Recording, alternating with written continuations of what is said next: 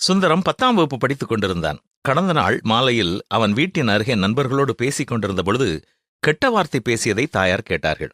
மறுநாள் பள்ளி விடுமுறை. அப்பா இதை குறித்து அவனிடத்தில் பேசிய பொழுது அவனுக்கு ஒன்றும் சொல்ல முடியவில்லை. சரி, இன்று ஒரு இடத்திற்கும் விளையாட செல்ல வேண்டாம், உன் அறையில் போய் இருந்து எதையாவது வாசி என்று அனுப்பிவிட்டார்கள். வேண்டா வெறுப்போடு அறைக்குச் சென்று காமிக்ஸ் புத்தகத்தை எடுத்து வாசித்துக் கொண்டிருந்தான். ரோட்டில் சிலர் பேசுவதை கேட்க எட்டி பார்த்தான். அங்கே ரோடு பழுது நீக்கப்பட்டுக் கொண்டிருந்தது. 3 பேர் வேலை செய்து கொண்டிருந்தார்கள். இருவர் திடீரென்று பக்கத்தில் இருந்த மரத்து நிழலிலே போய் உட்கார்ந்து விட்டார்கள். ஒரே ஒரு கண்ணாடி அணிந்திருந்த மனிதன் மட்டும் கடினமான அந்த பணியை செய்து கொண்டிருந்தான். மரத்தடியில் உட்கார்ந்து இருந்தவர்களில் ஒருவன் எழும்பி வந்து, வா ராஜா, சற்று நேரம் நாம் இளைப்பாறலாம், நீ ஏன் இப்படி தனியாக வேலை செய்ய வேண்டும் என்றான். அதற்கு ராஜா என்ற அந்த பணியாள், இது நாம் ஓய்வெடுக்கும் நேரம் அல்ல, ஏற்கனவே மதியமே நமது ஓய்வு நேரத்தை நாம் எடுத்துவிட்டோம், நீ வந்து வேலையை தொடர்ந்து செய் என்றான்.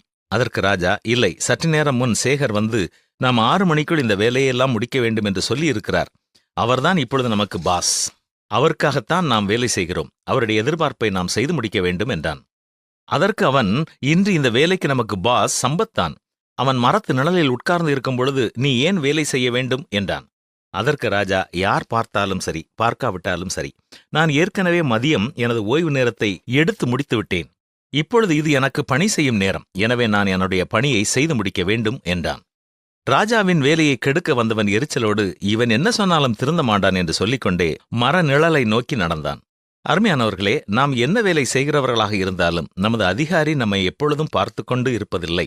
என்றாலும் ஓய்வு நேரம் தவிர மற்ற நேரத்தில் நம்முடைய அலுவல்கள் அத்தனையும் கருத்தோடு செய்கிறோமா என்பதை சற்று எண்ணி பார்க்க வேண்டும். நாமும் என்ன வேலை செய்து கொண்டிருந்தாலும் நமது மேலதிகாரி எதிர்பார்க்கும் பணிகள் எல்லாவற்றையும் சரியாக செய்யும்படி வேலை செய்யும் நேரங்களை கருத்தில் கொண்டு பணி செய்வோமா?